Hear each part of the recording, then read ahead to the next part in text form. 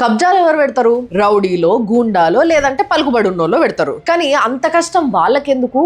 వాళ్ళ విధులు కూడా మేమే నిర్వర్తిస్తాం అని చెప్పేసి తమిళనాడు గవర్నమెంటే పబ్లిక్ భూములని కబ్జా పెట్టడం మొదలు పెట్టేసింది అన్నట్టు. விடும்போது இங்க வெறும் சேல்ஸ் மட்டும்தான், இங்க யாரும் ட்ரிங்க்ஸ் எல்லாம் பண்ண மாட்டாங்கன்ற உத்தரவாதத்துல அக்ரிமெண்ட் பண்ணி தான் இதை வாடகைக்கு విట్టது. మీరు చూసిన ఆమె పేరు సుగంధి, ఆమె ఊరు తిరువన్మయూర్.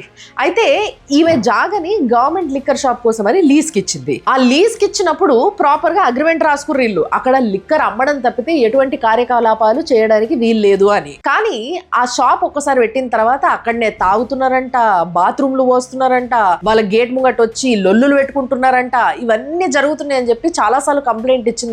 అయినా కూడా ఎటువంటి రెస్పాన్స్ రాలేదు. సర్లే వీళ్ళకి 5 సంవత్సరాలు లీజ్ ఇచ్చినాం కదా, అది 5 సంవత్సరాలు అయిపోయిన తర్వాత ఖాళీ చేస్తారు కదా అని చెప్పి వెయిట్ చేసి ఖాళీ చేయమంటే 5 సంవత్సరాలు అయిపోయి కూడా 5 సంవత్సరాలు అవుతుందంట, కానీ ఇప్పటికి కూడా ఇంకా ఖాళీ చేయలేదంట. అంటే లీజ్ పీరియడ్ అయిపోయి 5 సంవత్సరాలు అవుతున్నా కూడా గవర్నమెంట్ కబ్జాలనే పెట్టుకున్నారన్నమాట ఆ ప్లేసు.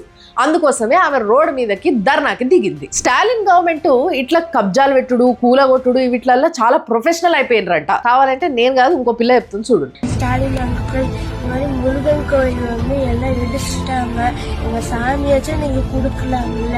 విన్నారు కదా ఏం చెప్పిందో? రోజు ఆ పిల్ల స్కూల్ పోయేటప్పుడు మురుగన్ కోవెల్ కి మంచిగా దండం పెట్టుకొని పోయేదంట. కానీ ఆ గుడి ఊలగొట్టేసిండ్రంట. కూలగొట్టినప్పటి నుంచి దండం పెట్టుకునే ఆస్కారం లేక, మీరు గుడి కూలగొడితే కూలగొట్టిర్రు కానీ మురుగన్ విగ్రహం ఉంటది కదా అది ఇచ్చేయండి, మా ఇంట్లో పెట్టుకోనన్నా పూజ చేసుకుంటా, నేను రోజు స్కూల్ పోయేటప్పుడు మొక్కునేదాన్ని అని అంటుంది. అయ్యో, వేల గుళ్ళల నుంచి బంగారమే ఎత్తుకపోయిన వాళ్ళమ్మ వాళ్ళు. ఈ విగ్రహాన్ని యాంటిక్ విగ్రహం అని చెప్పి ఎన్నైనా తీసుకుపోయి అమ్ముకునే రకాలు, కానీ నీకు తిరిగిస్తారని ఎందుకు ఆశపడుతున్నావు?